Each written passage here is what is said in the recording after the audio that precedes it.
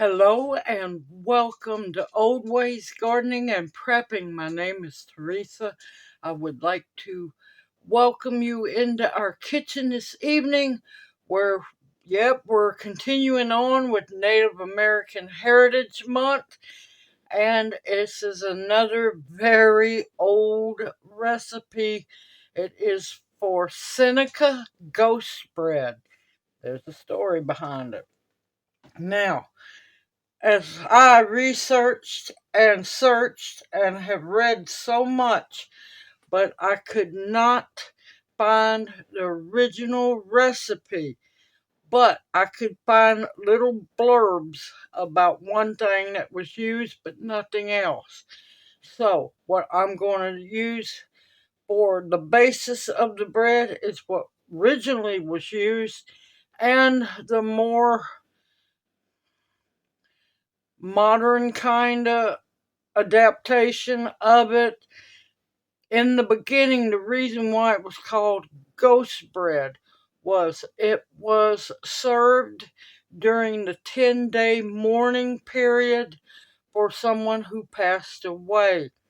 It was the feast bread, the the bread for the soups, the stews, and that's what they would eat for 10 days due to somebody crossing over. Alright, now, the only thing I could find in the original recipe was you used white corn flour. Now I have, or cornmeal, white. I have a lot of yellow, very little bit of white because I prefer yellow cornmeal. But I have some stone ground cornmeal, which should work. Now, the reason why it was called ghost bread was because it had a white look to it. It was white. So, now this recipe will contain the 2 cups of white cornmeal. I have stone ground cornmeal, and the rest is more of the modern adaptation. Modern since reservation times and when they used to get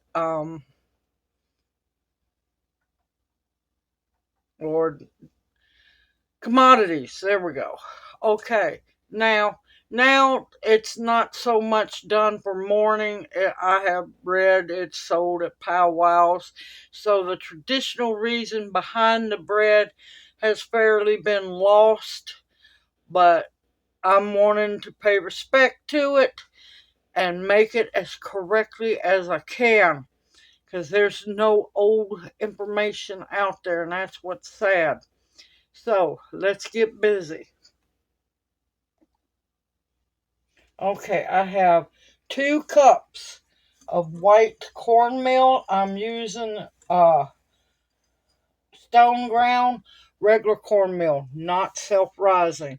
I have a half a cup of all-purpose flour, and I have 2 teaspoons of baking powder. I need a teaspoon of salt.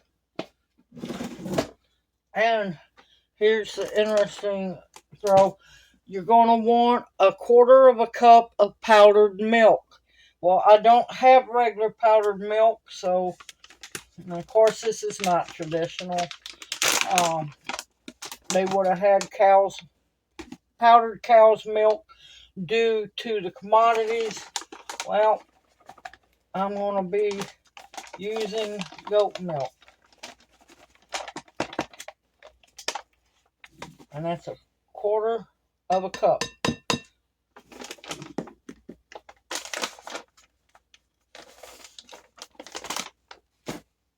You want to get that mixed all in real good.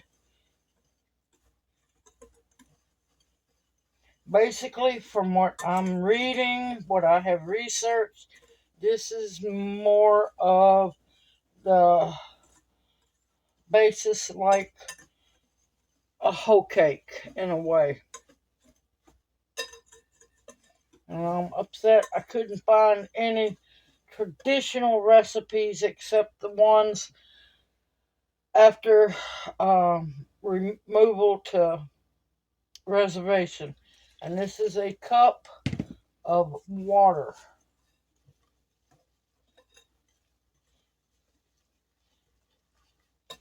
I have a cast iron skillet on the stove now.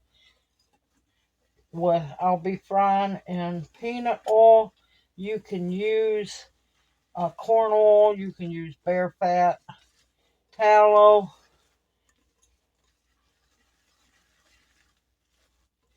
Whatever floats your boat.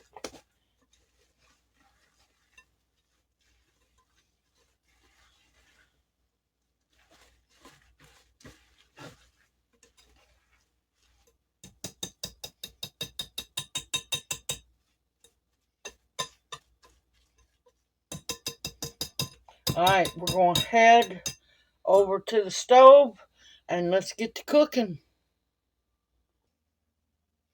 Okay, my pan is hot, my oil is hot. Now, what I have read, alright, you want to do it by spoonfuls. And what they done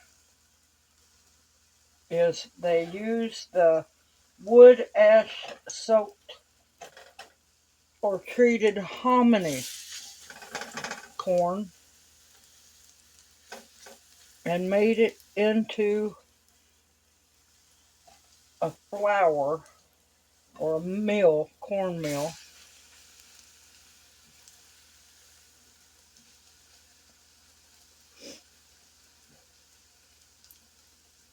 And you want to just basically cook it till it's golden brown. You just have to be very careful because it's going to be, since there's no eggs or anything, it's going to be, going to have to keep an eye on it. Going to be a little harder,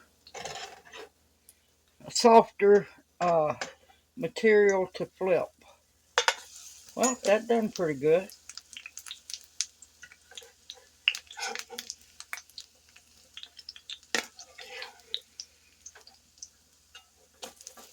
I just wished I could have found an actual traditional, real recipe.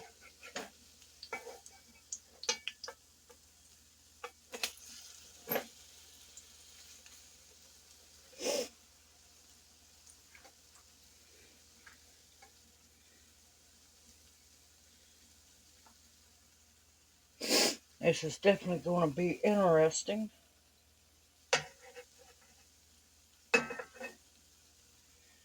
Now, I did read, but never any instructions. They also would put hickory nuts or pecans or whatever nut they had to use. In the area Seneca was around,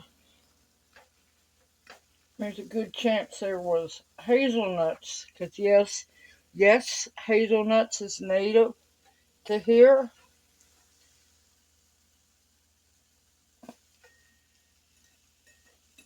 And basically what you want to do is cook them till they're golden on both sides.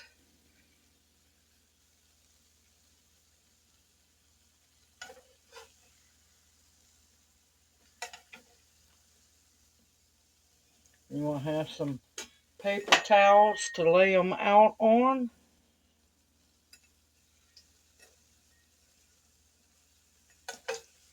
They smell wonderful.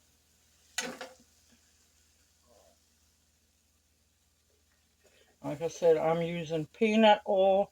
You can use lard. You could use tallow, buffalo fat, bear fat.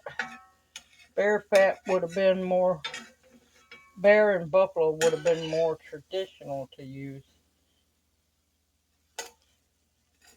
Alright, I'm going to keep cooking all of them until they're all done, and I'll bring you back. But you do, a couple spoonfuls, and then kind of mash them down, make sure they get good and cooked. And I'll see you back here. Or I'll see you here in a little bit. Okay, folks, I'm not going to lie. Curiosity killed the cat because I've heard about these for so long, but I've never made them.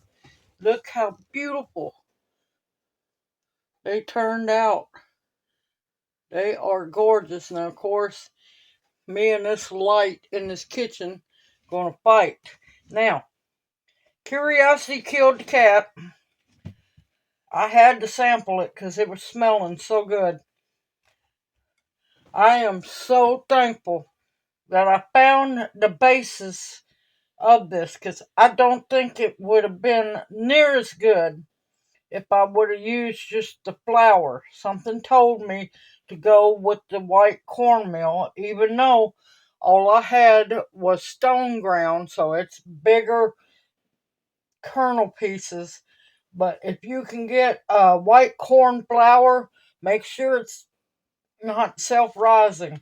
I'm gonna tell you, they're delicious, absolutely delicious. Mm,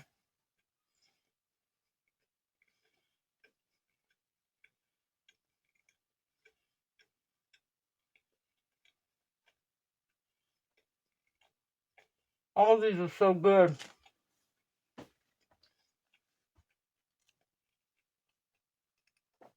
Now I'm gonna tell you truthfully,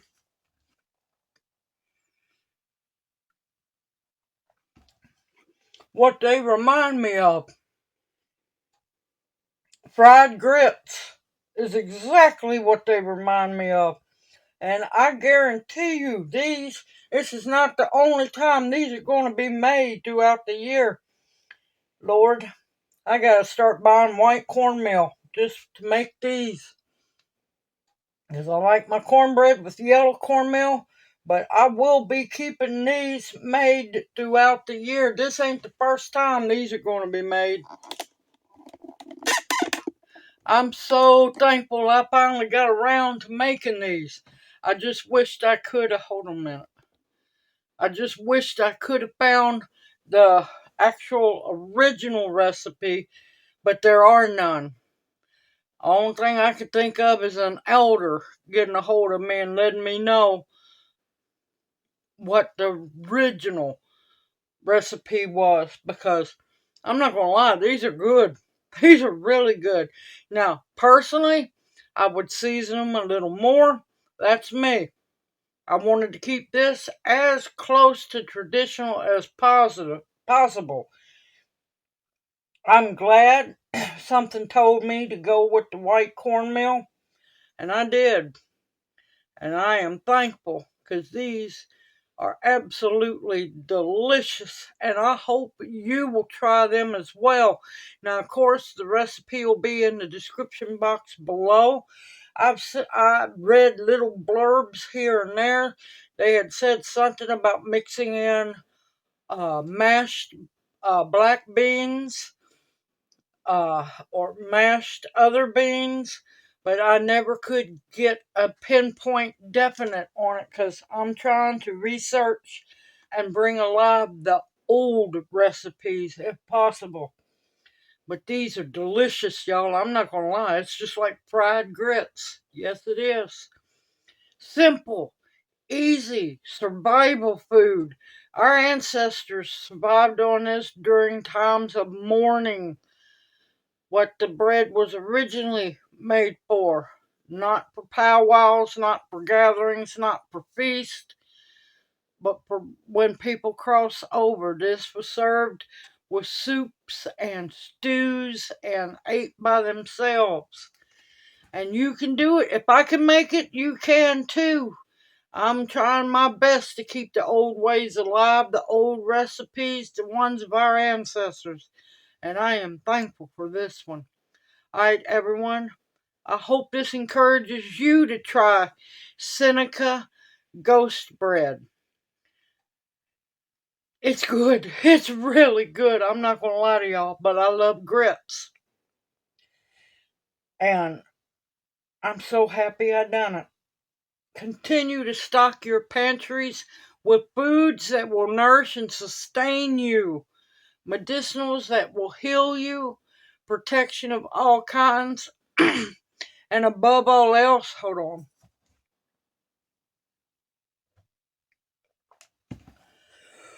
It's hot in here tonight.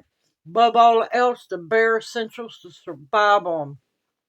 I look forward to seeing you in my next video, and may you each be blessed. Hoot, hoot. Mwah. Love y'all, and I'll see you soon. Y'all take care.